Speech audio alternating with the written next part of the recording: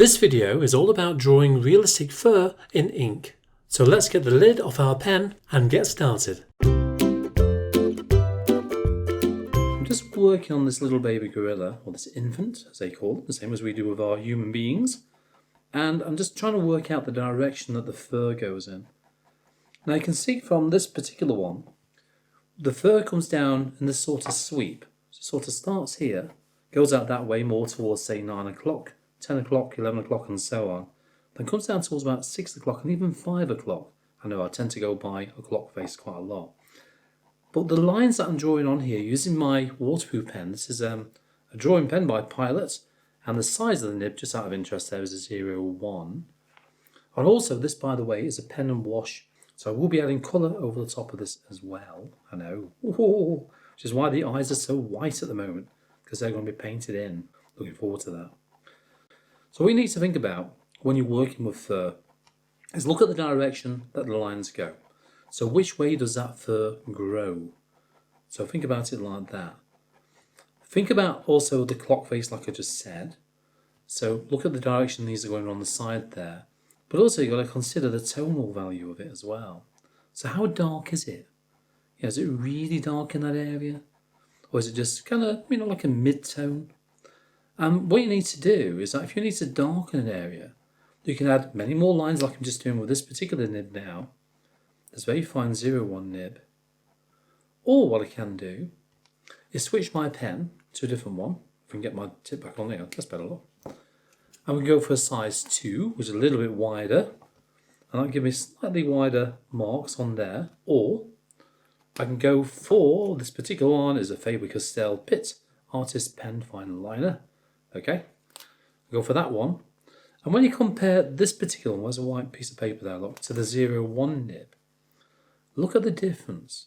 I know, this is really wide in comparison, isn't it? So I can use that one now. Always put the lids back on, by the way. You don't want the tips drying out. You can use it now to darken certain areas. So let's just say underneath the armpit, around here. We can darken this area around here. I'm losing the plot today, sorry about that. But still allowing quite a lot of light through. I still need that white of the paper to show through. Because you've got to imagine that when I add the colour over the top, I need that white paper to still be there. Otherwise the colour just won't be effective enough. It really won't. So you need to make sure you reserve quite a lot of the white of the paper. So when I'm working around here now, I can start to use the side of the pen. So I'm angling that pen down. And use the very edge of the pen with hardly any pressure at all, so just grazing that watercolour surface. Oh, by the way, this paper is Bockingford. It's a £140 cold pressed. It's got a bit of texture on the paper. It's what I do like to use for all of my paintings. And you can see now by adding a few little details in there, just a few here and there, it's starting to bring this area together. Just very carefully going over those lines. And taking your time with it.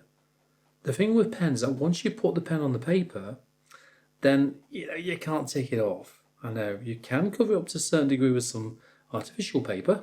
I'll tell you all about that another day. Okay. Or you can make it into something else, which I've done before. It's a bit difficult to do with a gorilla, I know. But with a landscape, you can make it into a tree or something like that. When you're working with animals, it's a little bit tricky to kind of make something up. And you can see now, I'm getting a bit of a shape going in there, can't you? Just by working this quite wider tip pen within this area. All this section underneath the chin is quite dark. It's literally pitch black. Just a few little lines showing through. So that's going to be a nice contrast to this area I'm working on. So it's worth, thinking about that. I'm thinking, well, actually, we don't go much darker than I've already done on here, because that's going to be quite contrasted against that.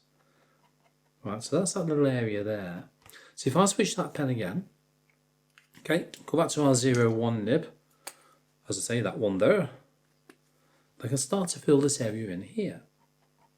And start to look at the direction that the line's going. And also, I don't need too much detail in there, do I? So there's a lot of pink showing in that area, so I need to just kind of ease off, whoa boy. Just be careful how much you put on there. And then you can reserve that white of the paper. And to be honest with you, when you come back, I know, after having a break, coffee break, dinner break, lunch break, whatever you want to call it, and you come back with those fresh eyes, then you might spot something and think, actually, you know, I've gone really careful with this. I've not put that much detail on. I can now afford to go slightly darker in that one area.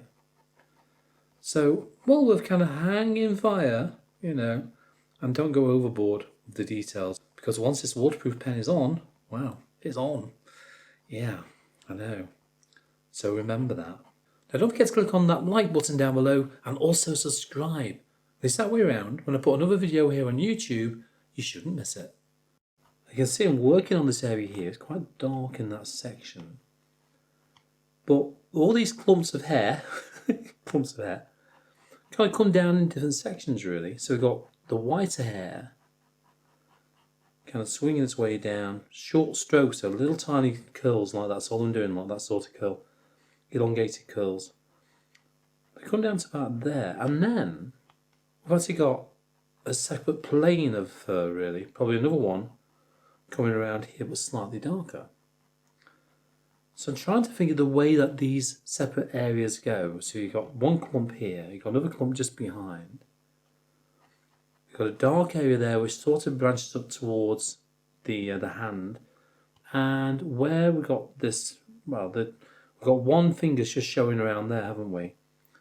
And I'm going to just bring out a few little lines around here, just to darken that section a little bit, allowing this area here to stay fairly light. And all I'm using is my size 01 nib at the moment anyway. I'll use a wider nib if I need to. Now looking down here, we can see that this area here is fairly dark. I'm trying to work out where that is, because in conjunction with the hand, I'm trying to think, probably if you think about vertical, it's probably around this area here. So in line with this finger here really, bit of a dark patch. So I'm going to make some reference marks in there first of all. So a little tip really with doing all this is that get your reference marks in place first, and that sort of keeps you on track as you're working around the details. So I've got a few little reference marks like these here, you can see them in pencil that, all the way around. I've done that for the entire drawing so far. And by doing so, that's enabled me to kind of stay on track, because when you're working on thousands upon thousands of lines, which I enjoy doing, I know, don't tell anybody, then you can just kind of lose your way sometimes. Very, very easily. Believe me, I know. I've done it many times. Now, as I mentioned, this is a full video tutorial for my members on my Patreon channel, where I have over 130 other video lessons for them as well, all on painting wildlife, I know. And some of these will also be pen and wash. Okay, so if you fancy having a go at painting wildlife in detail, have a look in the link in the description down below and give it a go. So that's too samey around that area there, so I'm going to add some slightly darker ones in. All I'm going to do, instead of holding the pen about halfway along, I'm going to bring my fingers further down like that, which means I've got to hold it more, not quite vertical, you can't see my hand, can you? More of an angle like that is what I'm looking at. By doing so, I can get kind of deeper lines, kind of different tonal plane to it. That's all I'm doing around there, just to kind of vary it slightly. And every now and then you've got some wayward hair going a completely different direction, which you have. So you can drop that in as well. So you want to make sure that you layer those lines, that you darken it where you can see it's darker on that reference photograph. And you can kind of ease off the pressure by angling that pen more or less like that. So you're just catching the very edge of the pen tip. And that will create a very light line. See what I mean? Look, you can barely see it, look. So vary the pressure, vary where you hold that pen, and also look at the different planes and the depths of tone that you can see throughout your reference photograph, whatever you decide to work on. Now if you want to look at how to paint fur using watercolour, I'll pop a little link to the top right hand corner for you, okay? And I'll see you there.